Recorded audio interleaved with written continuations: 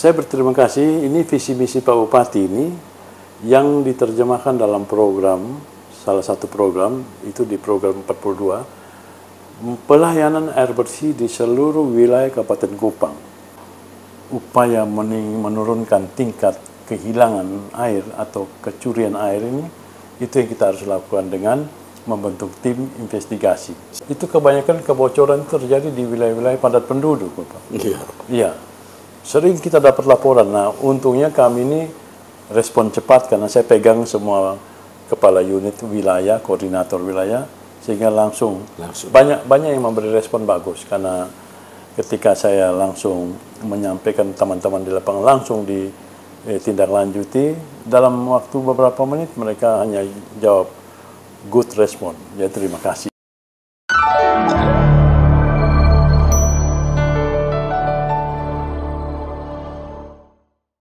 Jumpa lagi sahabat Pojok Fakta dimanapun berada.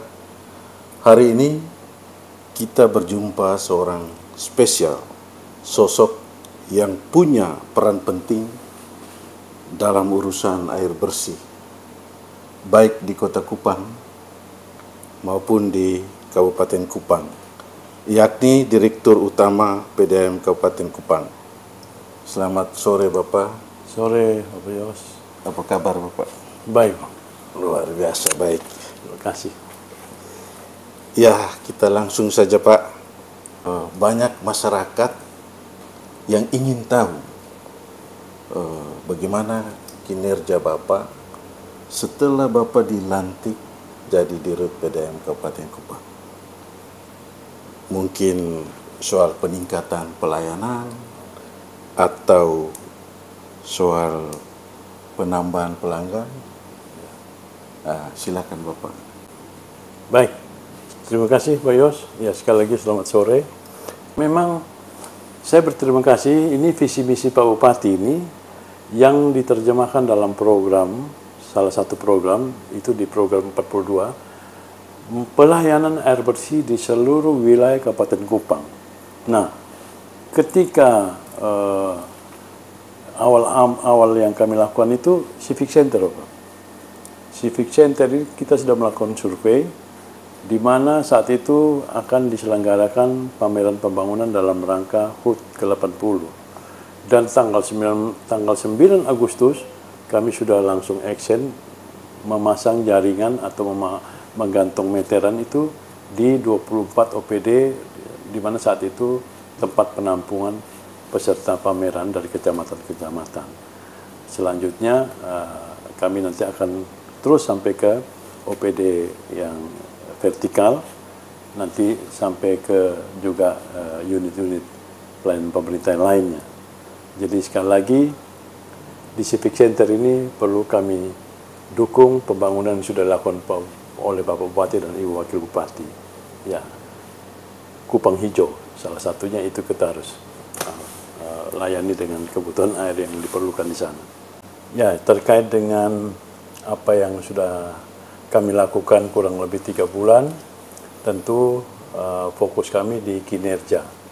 Nah, kinerja ini kami klasifikasikan 2, dari aspek kualitas maupun aspek kuantitas. Nah, kualitas yang kami sudah dan sedang lakukan adalah kami mengidentifikasi permasalahan-permasalahan jaringan yang memang di Kabupaten Kupang, bahkan yang ada di Kota Kupang itu perlu kita respon cepat dalam memperbaiki jaringan-jaringan yang sudah rusak. Karena terus terang pipa-pipa distribusi yang 8 sampai 10 itu usianya sudah di atas 30 tahun, 40 tahun. Sehingga perlu kami identifikasi dan melakukan perbaikan-perbaikan karena di situ rentan dengan kebocoran yang terjadi. Nah, tentu itu juga harus diganti untuk menjaga kualitas. Lalu kami juga melakukan dari sisi internal ini pengembangan kompetensi petugas. Itu yang terus kami lakukan.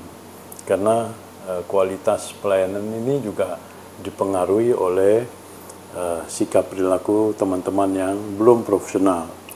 Secara etis juga demikian.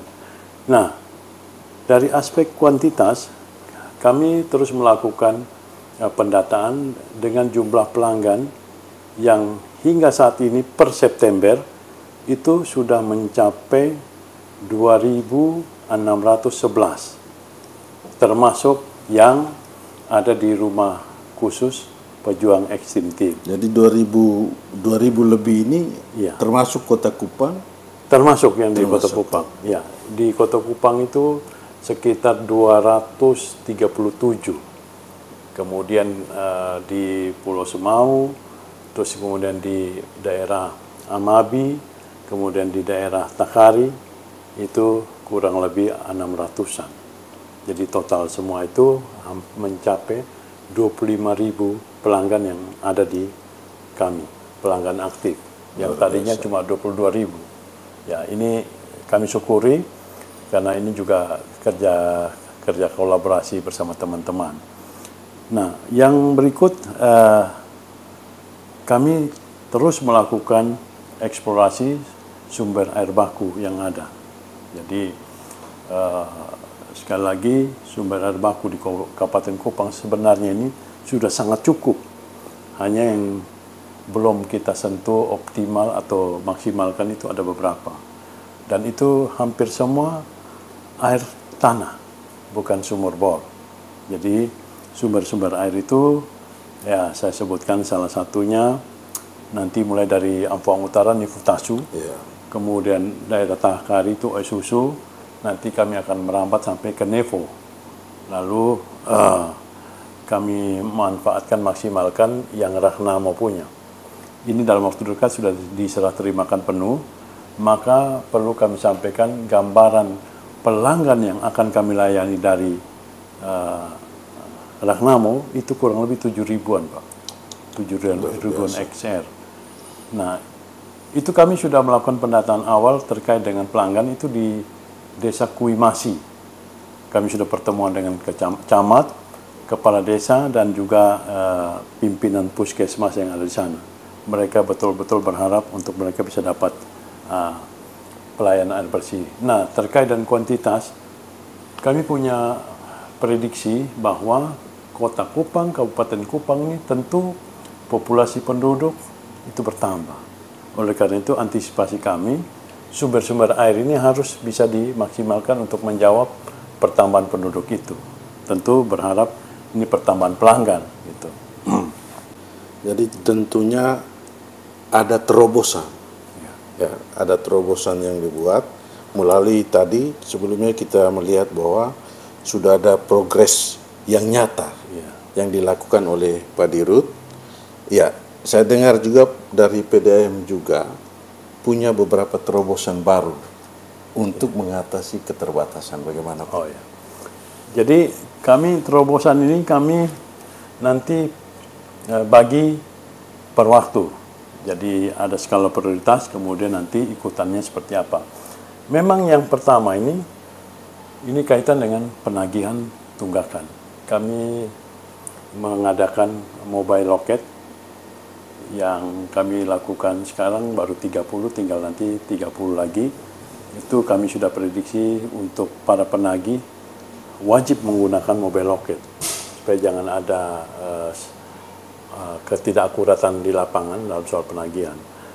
Berikut kami tentu menggunakan JIS. JIS ini sifatnya dia untuk melakukan pemetaan data pelanggan supaya akurasi pelanggan itu kita baca di JIS. Lalu kita melakukan pengembangan jaringan atau pemeliharaan. Ini yang selama ini kan kita terkendala di anggaran, tapi kita menggunakan apa yang ada di perusahaan dulu. Yang berikut kita akan menggunakan atau menerapkan smart water atau meteran pintar. Ya. Wah, ini luar biasa. Ya, meteran pintar. Kemudian dalam jangka panjang dan kita sudah memulai itu nanti AMDK, air minum dalam kemasan, dan itu sudah ada investor yang bersedia. Tapi meteran pintar ini bagaimana cara kerjanya? Oh ya, prinsipnya ada pulsa, ada air. Tetapi hal penting yang kita andalkan dari meter pintar ini, itu pemakaian dan kewajiban pelanggan itu tidak ada yang keliru. Karena meter pintar ini kan secara otomatis dia membaca penggunaan secara otomatis.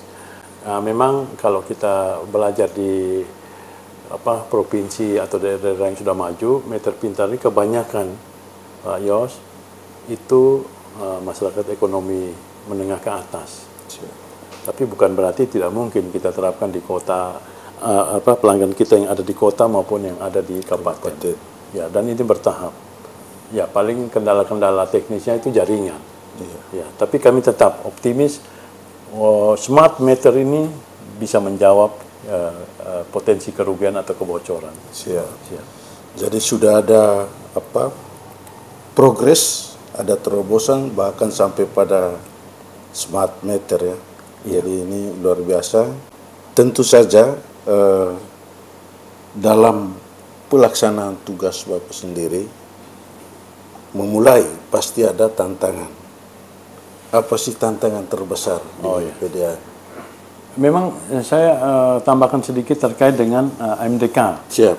MDK ini kan kalau secara potensi sumber-sumber air yang sesuai dengan standar Menkes itu bisa, dan ada 2 kalau tidak salah. Tetapi dari sisi kendala memang kita tetap bergumul, yaitu lahan untuk pabrik, karena di situ syaratnya paling sedikit itu setengah hektar atau 5.000 meter persegi.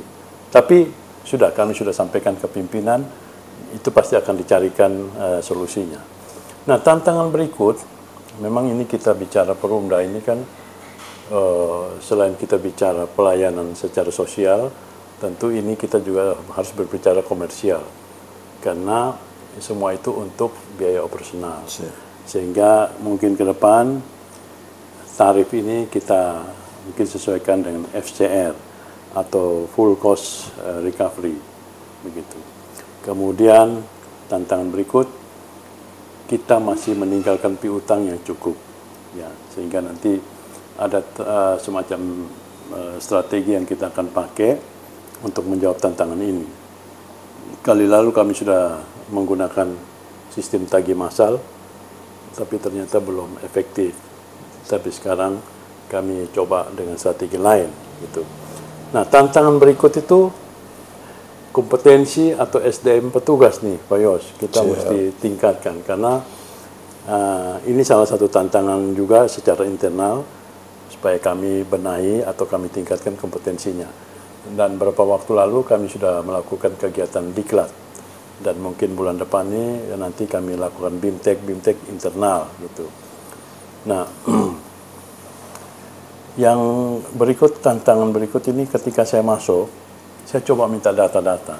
Ternyata sumber-sumber air kita yang ada di kabupaten maupun di wilayah kota itu belum tercatat sebagai aset.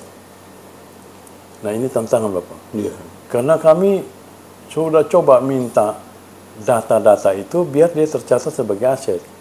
Karena apa? Bila dia tidak tercatat sebagai aset, besok-besok pemilik bisa saja dia mengklaim kembali, begitu. Ini yang kami, seperti itu kira-kira. Tapi dari semua tantangan itu kita yakin bahwa Pak Dirut pasti sudah punya solusinya, ya kan? Iya. Nah, bisa di-sharingkan sedikit soal solusi yang mau ditawarkan? Oke. Saya perlu menjelaskan bahwa tantangan ini kan prinsip saya harus dihadapi bukan dihindari. Yang pertama saya mau katakan bahwa permasalahan internal kita ini ibarat saya mengurai benang kusut. Mana yang harus diurai, mana harus yang digunting sudah. Kan begitu Bapak ya. Jadi pembinaan ini saya harus lakukan tentu dengan prinsip reward and punishment juga bisa, begitu. Lalu solusi yang berikut, tentu sekali lagi perbaikan jaringan dan kita optimalisasikan sarana prasarana pendukungnya, gitu.